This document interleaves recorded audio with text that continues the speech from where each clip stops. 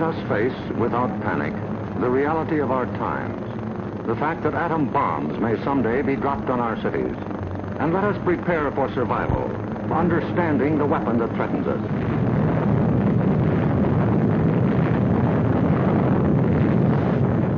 An atom bomb destroys or injures in three ways: by blast, heat, and radioactivity. The blast of an atom bomb is its most important destructive agent. In Japan, whole buildings were flattened by its force. However, many buildings of sturdy construction, even though close to the explosion, remained standing. The principal dangers of blast are flying glass and debris, the fires it may start, and the danger of being crushed in collapsing buildings. The atom bomb destroys by heat. People caught in the open as far as 2 miles away suffered flash burns. Yet, protection could have been easily achieved. Here, a bridge post and rail shielded the surface behind it. Any solid material afforded similar protection. The third weapon of the bomb is radioactivity, thrown off at the instant of explosion. However, the majority of people exposed to radiation recovered completely, including a large percentage of those who suffered serious radiation sickness. Today, they lead normal lives. They bear children. Their children are normal. These, then, are the weapons of the atom bomb that we must protect against: blast, heat, and radioactivity. Our cities are prime targets for atomic attack, but mass evacuation would be disastrous. An enemy would like nothing better than to have us leave our cities empty and unproductive. If an emergency should come, our factories will be battle stations. Production must go on if we are to win. Our offices and homes will also be posts of duty, not to be deserted. With the knowledge of the first atomic explosions to guide us, our chances for survival will be far better than those of the people of Hiroshima and Nagasaki, if we act on our knowledge and are prepared. The first job is to look over your own home for shelter possibilities. If you live in a private home that is well built, the cellar is the safest place to be. The lower you get, the more barriers there are likely to be against blast, heat, and radioactivity. Select the basement wall nearest the probable target area of your city. If the house is blown over, it will most likely fall away from this wall. If you have a workbench or strong table big enough to get under, move it into your shelter area near a wall or strong supporting column. If the time comes when you actually have to take shelter, lie under the table.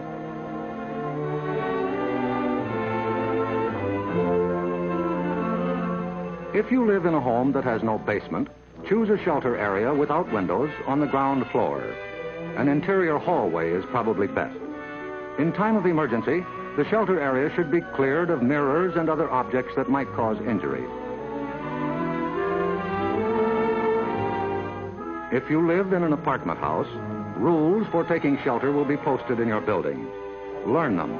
Also, learn the location of public shelters in areas where you work or frequently visit. There are many things you can begin doing right now. Fireproof housekeeping is one, so clean up that attic. Keep waste in covered containers. Don't let trash pile up in the yard. Set aside a small supply of canned goods. They're safe from radioactivity. Have a good flashlight on hand. Electric lights may go out. Keep a first aid kit and learn how to stop bleeding. Make a habit of keeping a bottle of fresh water handy. A radio will be important for receiving vital instructions. Finally, prepare the shelter area and collect all necessary shelter equipment.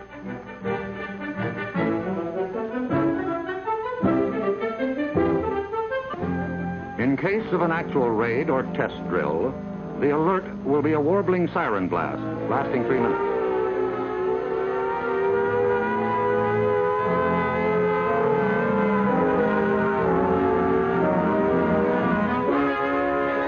Once you hear this, act fast.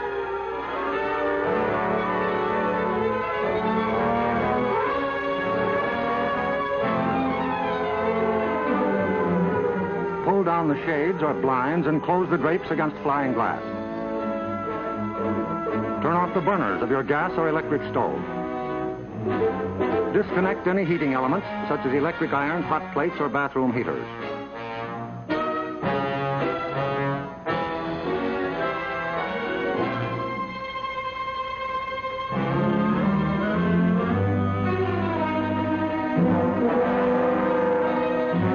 Close all outside doors, but leave them unlocked. Turn off the gas or oil burners.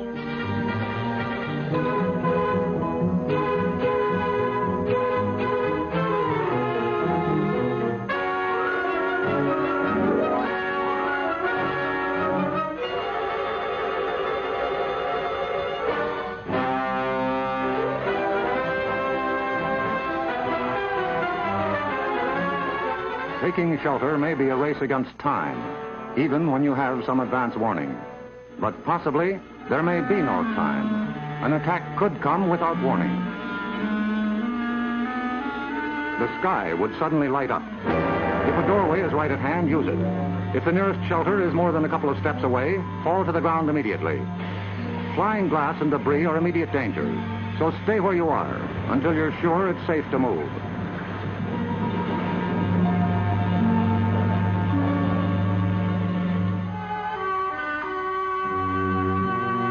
If you are at home when a surprise attack occurs, crawl beneath a table if it is very near, or drop to the floor with your back to the window.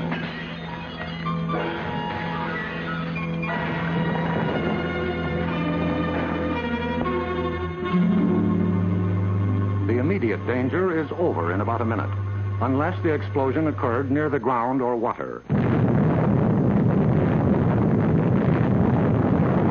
In this case, radioactive materials are trapped in the particles of dirt or water thrown up by the explosion.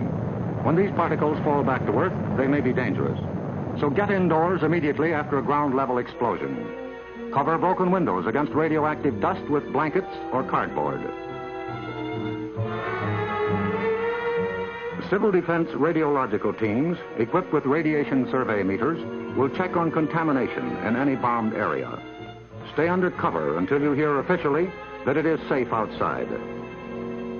If you have been exposed to radioactive dust, wash the exposed areas. Pay particular attention to your hair.